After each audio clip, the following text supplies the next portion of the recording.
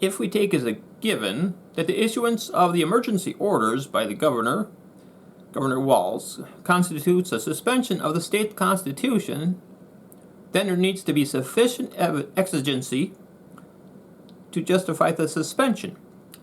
However, the exigency is a concept that applies to circumstances involving time-critical situations where the normal course of following the legal statutes will likely result in loss or serious injury to life or property.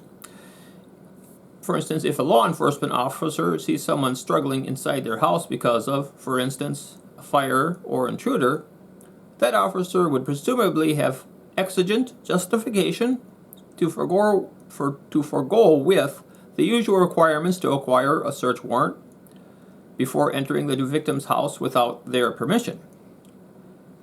But in those sorts of instances, the only reason that it justifies not acquiring the warrant is that there is insufficient time to follow the process required to get the warrant. Now let's look at the current emergency declaration by the Governor Walz. While there may have been a case that could be made just prior to the peak in the virus outbreak that there was insufficient time for the legislature to pass laws restricting businesses, restricting business operations and mandating masks for citizens in an effort to mitigate the outbreak and flatten the curve. I remember that. They were saying, gotta flatten the curve. As I write this, I'm reading off an essay I just wrote.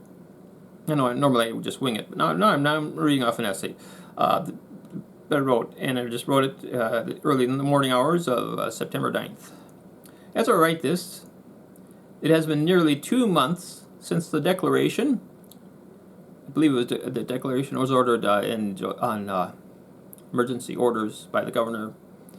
All the restrictions they were and the mask mandates. I believe they were made on at least the mask mandate. I think was July 14th. And the emergency orders may have been even earlier than that. But anyways, as I write this, it has been nearly 2 months since the declaration, and the curve has been flattened, and there has been more than enough time for the state House and Senate to pass any laws restricting businesses and mandating masks. They've had plenty of time for the House and Senate to, if they wanted to get together and pass any of these laws that regarding mitigation measures. We are supposed to be living in a representative democracy, not a dictatorship. While some may argue that since the legislature hasn't passed any laws to mitigate the epidemic, then the emergency measures should stand. I would counter that this is not how the system is supposed to work according to the state constitution. While a benevolent dictatorship may be an ideal form of government in theory, a representative democracy has instead been set up because there is no reliable way to ensure that a dictatorship stays benevolent or becomes benevolent in the first place, because there's a lack of checks and balances against the abuse of power by a dictator. That's why we have the House and Senate in state and federal government to provide the checks and balances to the executive branch. And the only way to prevent a dictatorship from forming in the first place is to limit the power of the executive branch of government by placing the power of lawmaking into the hands of the elected legislative branch of government, while allowing the executive branch limited veto powers and limited emergency powers. While the limitation of veto powers are fortunately expressly written in terms of the definition of a veto-proof majority in the legislature, so that they can, if there's enough majority, the governor can't even veto a law that the House and Senate have passed. But unfortunately, the limitation on emergency powers by the executive branch don't seem to be as clearly expressed as the limitations on the veto powers by the governor.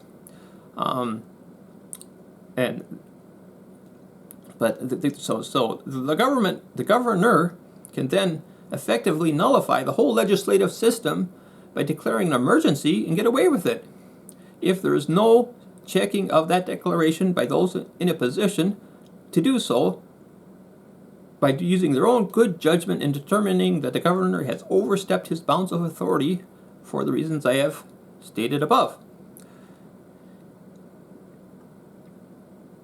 If it is not clear what those bounds are regarding a declaration of emergency powers, let me restate that the emergency orders should only last so long as it is of exigent necessity until the legislative branch has a chance to make any laws on the matter.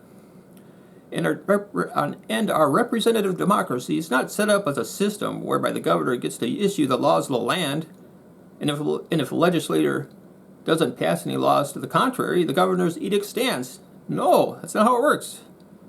The emergency order should only stand for as long as it would take for the legislator to pass a law on the issue at hand. Otherwise, the governor could just continually issue emergency orders, emergency declarations on a whole variety of matters, and completely subvert and bypass the legislature and the Constitution. Additionally, it should not be up to the governor to decide at his pleasure when the emergency orders be lifted. Like with police, they don't get to decide when as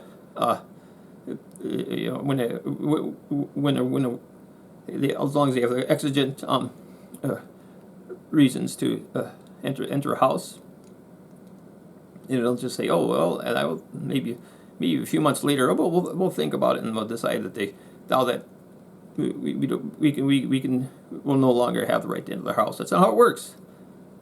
The orders should automatically be lifted after a short period of time, no matter what the legislature does.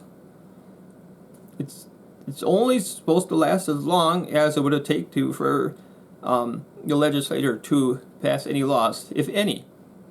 It shouldn't matter whether or not the legislature makes any laws on the matter. It's only due to the exigent reason that they haven't had a chance to make any laws on the matter. That's the only justification, and they should only last just so long as that is the case. Otherwise, because otherwise, the legislature is, if they have a chance to, then they can make any laws regarding mask mandates and business restrictions. But if they don't, then there should not be any mask mandate or business restrictions on seating capacities and so on.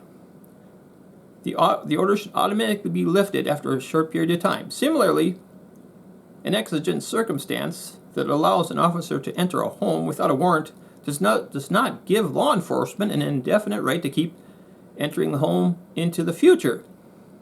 Even if law enforcement wants to re-enter the home to do a search for evidence, they would have to wait for a proper search warrant to be issued. One short exigent period does not justify the suspension of a state or national constitution. But that is exactly what Governor Walz has done regarding the emergency declaration regarding the coronavirus epidemic. He has suspended our constitutional rights and bypassed the government of the House and bypassed the requirement of the House and Senate to pass a bill that the governor can then sign before it can become a law of the land.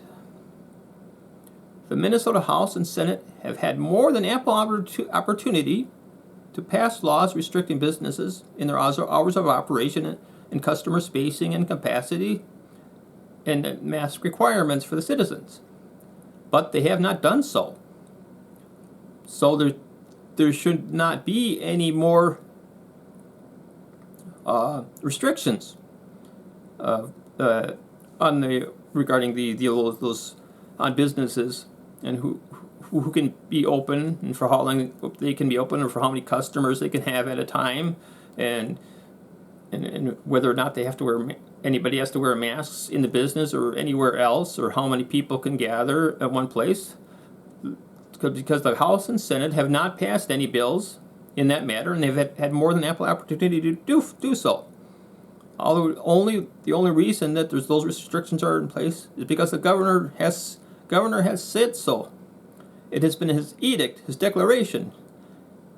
He's acted like a king. That's not how we're living in a royal dictatorship.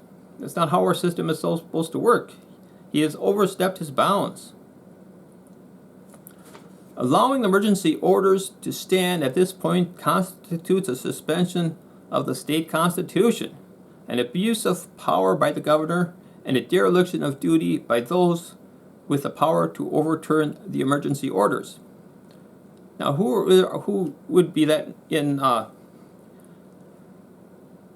to overturn the emergency orders?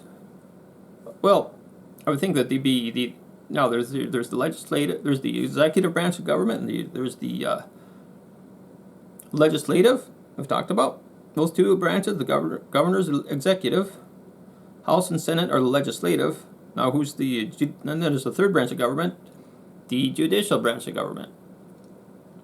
Where's the courts in this? Shouldn't the courts be stepping in?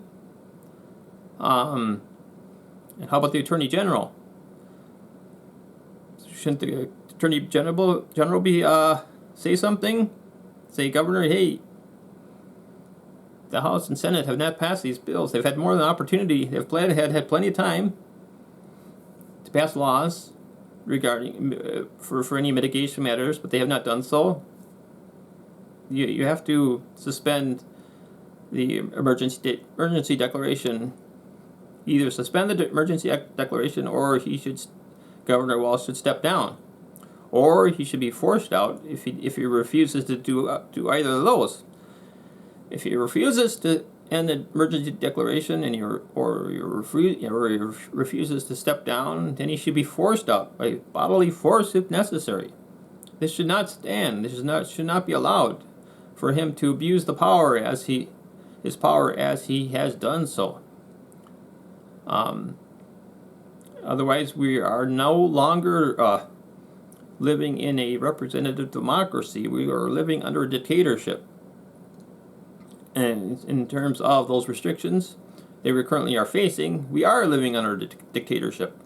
So it's no longer no longer constitutional. It's unconstitutional dictatorship that we are currently under here in the state of Minnesota and many other states in the country, in the U.S. So then I'm calling on to the governor to either end the emergency declaration or resign, or for the judicial branch to declare his to void his emergency declarations, or the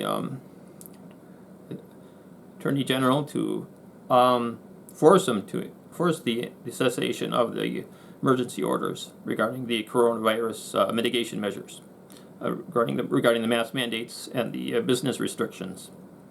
That's all I wanted to say for now. Thank you for watching.